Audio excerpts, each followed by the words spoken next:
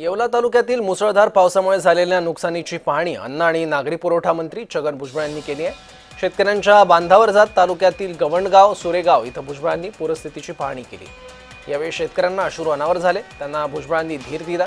प्रशासनाने तातडीने पंचनामे करून मदत कार्याची प्रक्रिया गतिमान करण्याचे निर्देश भुजबळांनी दिले आहेत।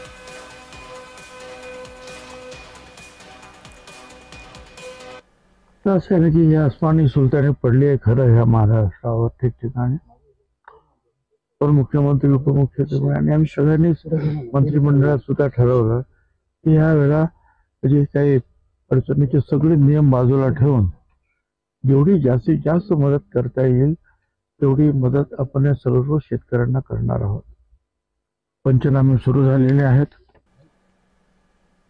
सर्वत्रच मुसळधार पावसाने हाहाकार केला असून येवल्यातील पूर्व भागात देखील आलेल्या या पावसामुळे मोठ्या प्रमाणात नुकसान झालेलं आहे।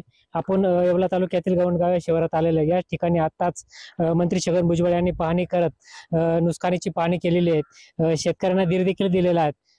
आपण बघितलं तर आज देखील गेल्या 2 दिवस झाले तरी अजूनही पिकांमध्ये गुडघाभर पाणी आहे। आपल्यासोबत येतेच काही शेतकरी, काय सांगाल की भुजबळ आले होते, काय सांगितलं? साहेबांनी मदत जाहीर केली नाही, पण नुसतं मदत देऊ, आता त्या मदतीने आम्हाला काही होणार नाही। कमीत कमी आम्हाला एकरी 1 लाख रुपये तरी मदत पाहिजे। आणि एवढं करून परत आमचं कर्ज पण नाही, सगळं कर्ज थकबाकीत आहे, पीक कर्ज। आणि सोयाबीन गेलं, कांदे गेले, मका गेली, आमची कुठलंही पीक काहीच राहिलं नाही। आम्हाला खायला दाणे सुद्धा नाही राहिले, अशा परिस्थितीत पीक आहे आज। 4 दिवस झाले गुडघे इतकं पाणी शेतामध्ये, सगळे पिकं पाण्यात आहे। अजून काही पाणी वसरायचं नाव घेत नाही। आज 27, 28 आणि 30 तारखेला परत पाऊस सांगितलेला आहे, काहीच येत नाही हातामध्ये।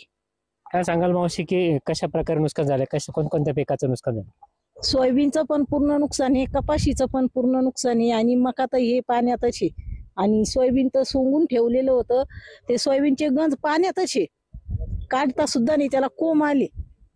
आपण बघत